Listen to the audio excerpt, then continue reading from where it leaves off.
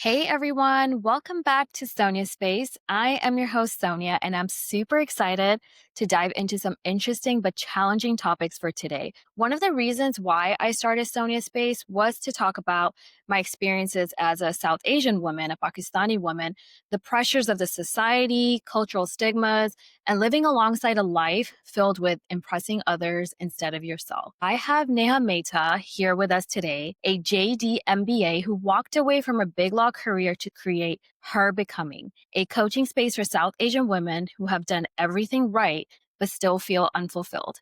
She helps them release cultural expectations and people pleasing so they can step into an identity and career rooted in clarity, courage, and authentic alignment. We are going to get some great conversations in today. Hi, Neha. Thanks for coming onto my show. How are you doing today? Hey, Sonia. Thanks for having me. I'm doing well. Really excited to be here. I'm super excited to have you on board. So let's start off with you introducing yourself. How long have you had this coaching career? Yeah, so I am the founder of Her Becoming, as you mentioned.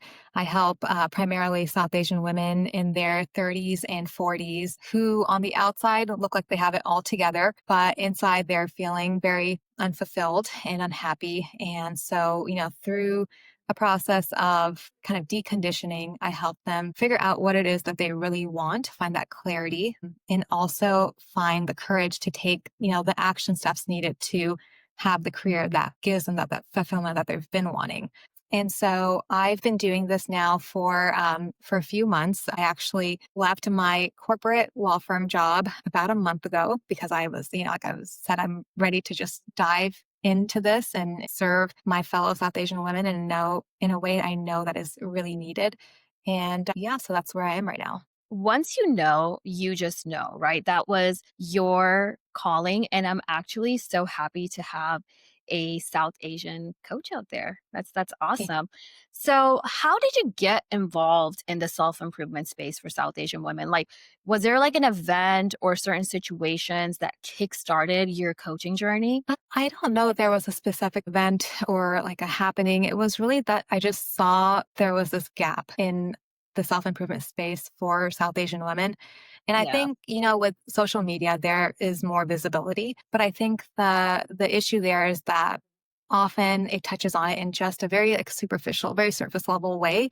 And when you're talking about South Asian women, especially first generation women, like us, there are just so many nuances to what it means to be a South Asian woman, what the expectations are surrounding our upbringing, what we feel now, that I think you just can't get that in like a reel or a story or a carousel. You really have to dive deep in like this podcast where we're having this one-on-one conversation where we're diving deeper, or through a program like mine that is bespoke and it really is catered to South Asian women and in our experiences. I love that. And I can totally relate to that because when I started my podcast journey, I realized that there wasn't much space or representation for South Asian women in the podcast community. It's a very small niche. And I wanted to come on starting my podcast journey to talk about my experiences as a South Asian woman and all the struggles that I've been through. And I'm sure you can relate to as well, to have more South Asians like speaking up and having careers catered around this. So that's great. So how has your identity as a South Asian woman shaped your personal or professional journey? Yeah, I've definitely, being a South Asian woman has really shaped my identity, both professionally and personally. The way that I was brought up, the very high expectations I had in terms of the kind of career I would have, be a doctor, a lawyer, have a prestigious, well-paying career, excel academically, even in terms of marriage, like the kind of person I should marry, the family I should marry into. There was definitely a prescribed path growing up. And it definitely made me resilient in a lot of ways and disciplined in a lot of ways, which is great. But at the end of the day, I never really had much of a chance to really think about what I really want. I just kind of followed the step by step that was placed in front of me. And for my parents, God bless them, they were doing what they thought was right and what was safe and what was, the guaranteed path to success for their children. And so I understand where they were coming from. But at the end of the day, it left me following those steps, but coming out of it feeling just completely like, I don't know, like I'm not really happy. I'm not fulfilled. I can do so much more. And that's great that you have the emotional IQ and self awareness to know that's all my parents knew how to do. And they were just trying to do the best for us.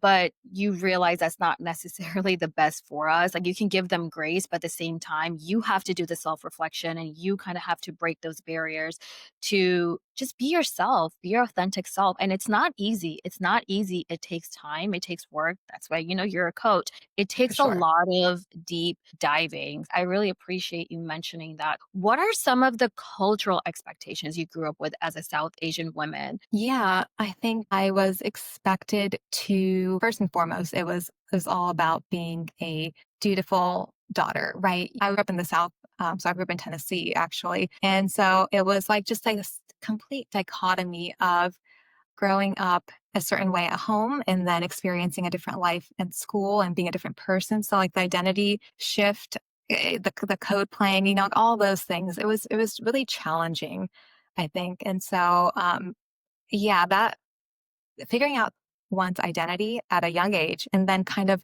seeing how it evolves as you get older and you start understanding more things and you kind of start understanding more of who you are. Big thing for me is my career, right? So like I've been on this career path for so long and I'm finally beginning to understand who I am, but I don't really trust myself because I've always just done what's been told of me. So how do I garner self-trust? And that's a really tough question. And I Yeah. think when you've grown up a certain way where it's been very guarded, it's been very, very safe, very comfortable, you just don't get the chance to explore and rely on yourself in a way where you do kind of garner that self-trust that benefits you so much more later on.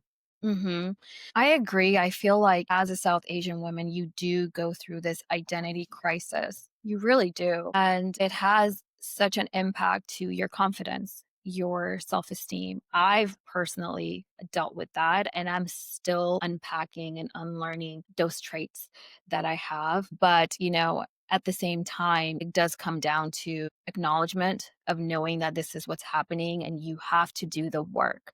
You have to do the work to make sure that, you're holding yourself accountable and you are in control of your life. You're taking the necessary steps to live an authentic life. So me personally, I know you talked about marriage. I married someone outside of my race, my culture.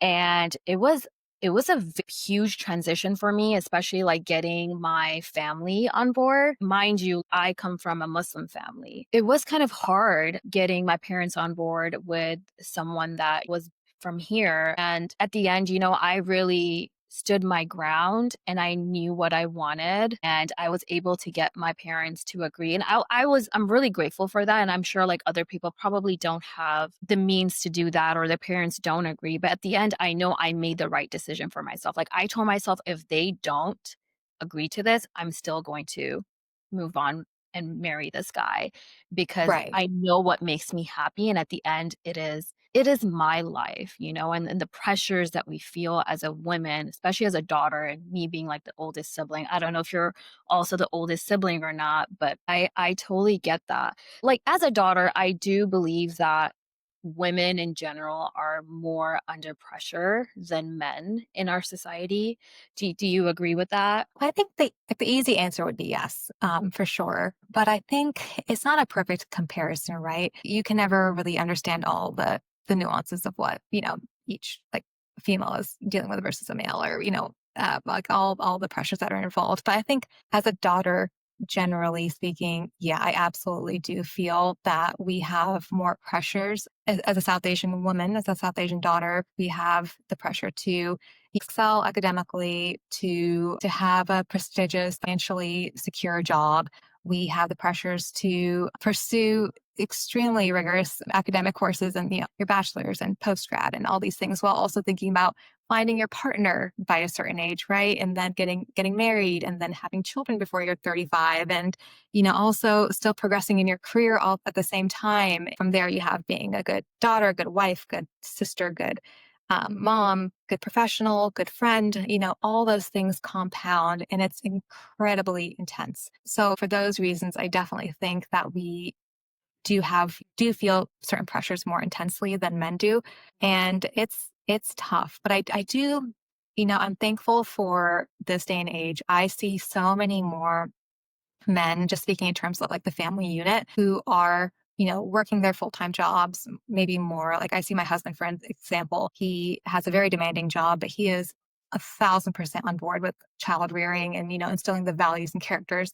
That's not just my responsibility. He is, having those hard conversations. He's making the lunches in the morning, helping with cleaning the house and all those kinds of things. So in terms of like those kinds of responsibilities that were generally on the woman, for instance, it's I feel nowadays that's definitely expanded, which is wonderful, and I love to see that. But of course, there's still, some situations where it is more traditional, and every situation is its own. It's all different. It's hard to say it's just black and white, right? Like there's gray everywhere. I get that. I feel like growing up, so I have one sibling. I have a younger brother. So, Okay. me being a daughter and then having a brother, I do feel like for me, I was treated differently than my brother for like multiple reasons. Like, one, being the older sibling, I was like the more responsible one. I feel like my parents would always come to me if they ever needed anything. And if I ever mentioned I have a brother too, they just won't get onto him or like pressure him as much as they pressure me, especially when I'm traveling or going out with friends. It's always, oh, you need to come home at a certain time because you're a woman.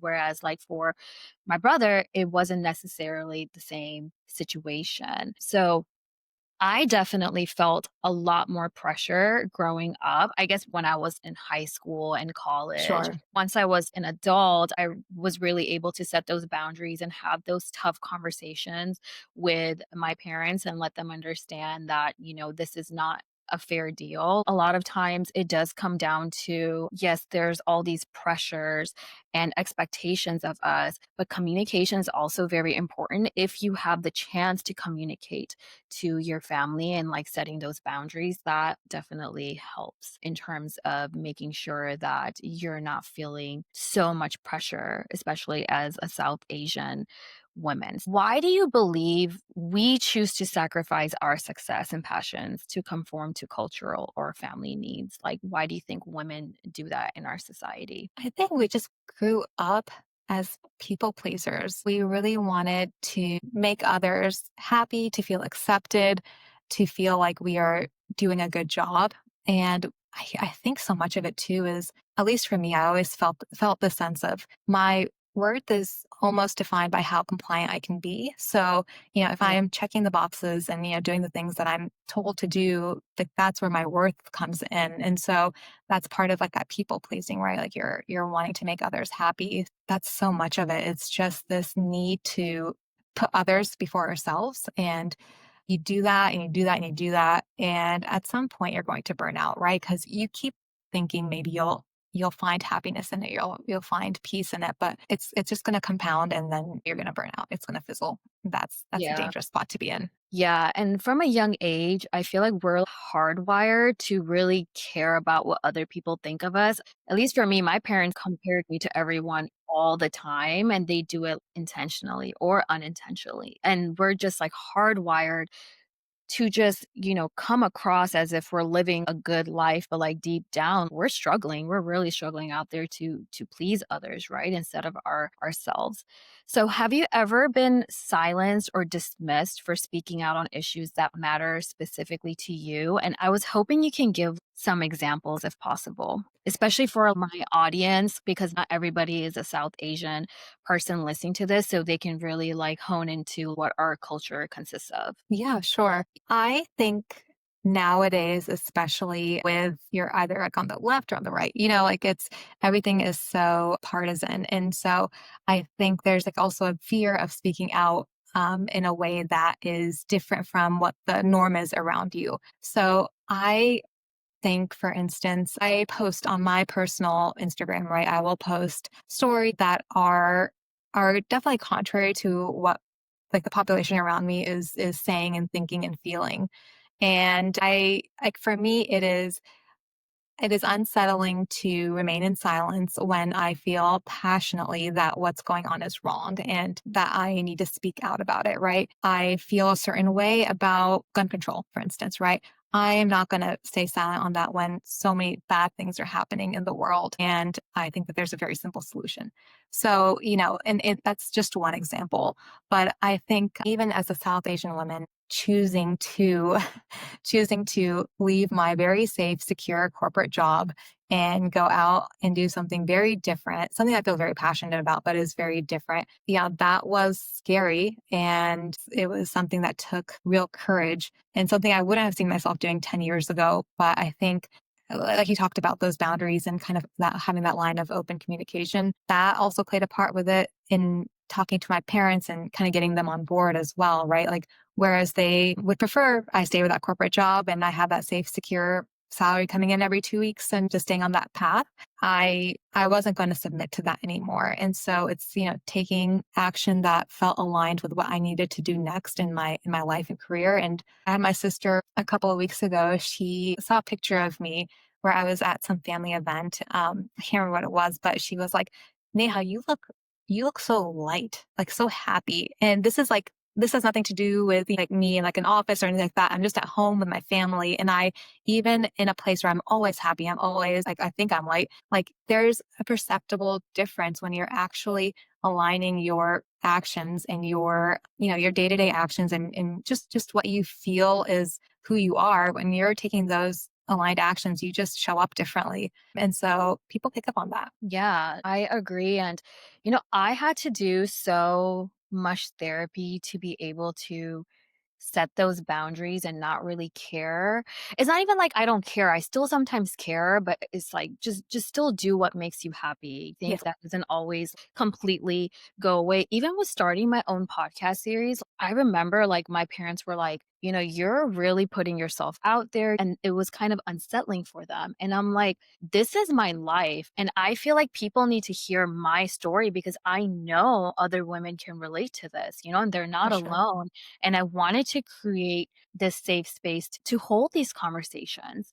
So it takes a lot of courage. It takes a lot of inner work, but courage to be able to do those things. And then you're right, it shows on the outside that, you're following your passions and, you're happy. I know I talked about, setting boundaries. You need to have certain tools in place to be on the path of finding yourself. So I wanted to ask you, based off your personal experience, what are some practical ways to set boundaries with family members or ways that you can focus on your own passions without disrupting family dynamics? Is that even possible? Yeah. Oh gosh.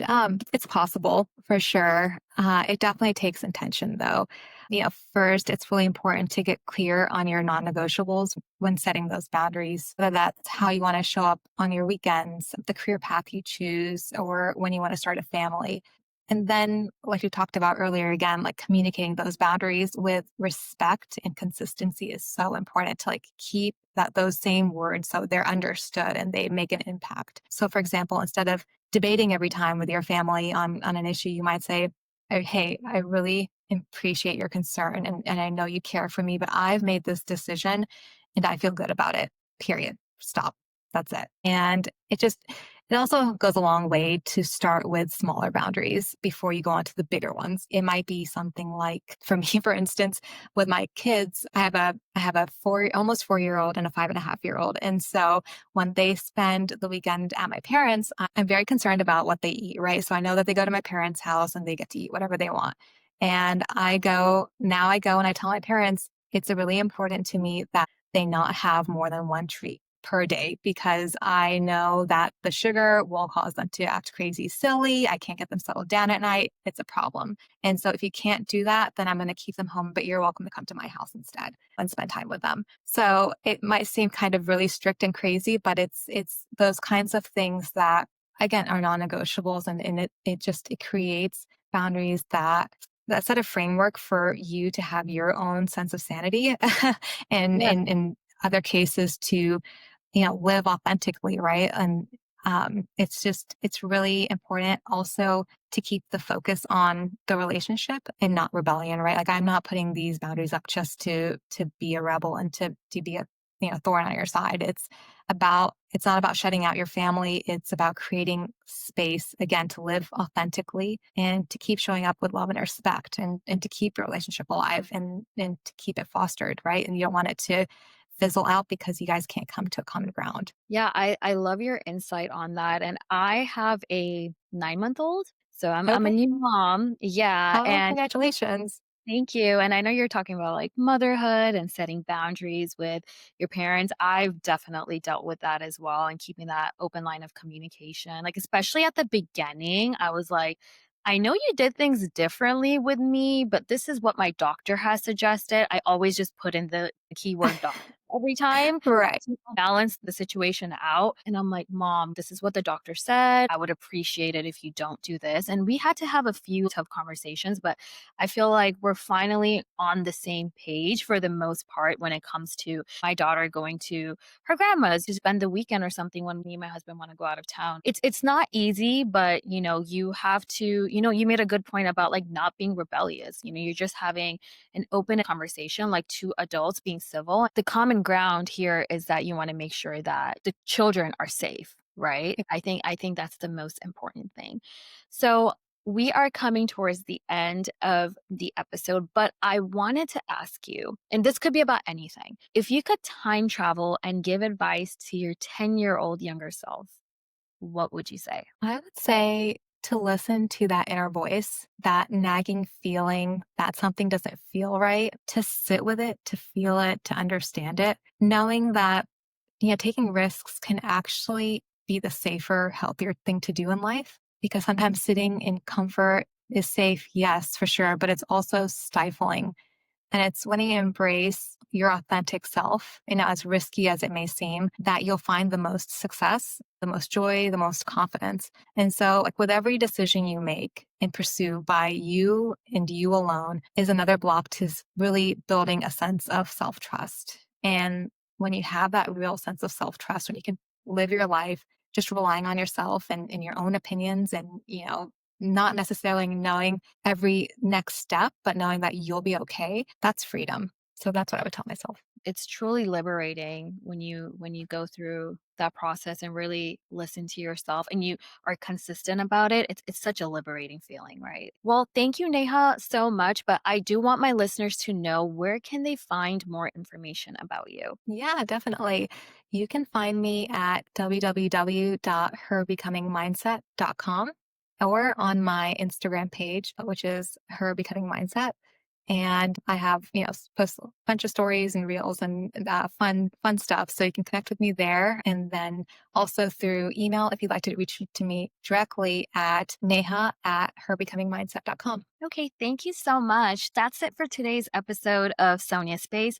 Thank you, Neha, for joining us today and sharing your side of the story and insights. If you enjoyed this conversation, make sure to subscribe on YouTube, leave a review, and share it with someone who might find it valuable. I will also be providing more details about Neha and her becoming under the episode description. I would like to end this episode with a quote by Ralph Emerson. To be yourself in a world that is constantly trying to make you something else is the greatest accomplishment. Until then, see you next time.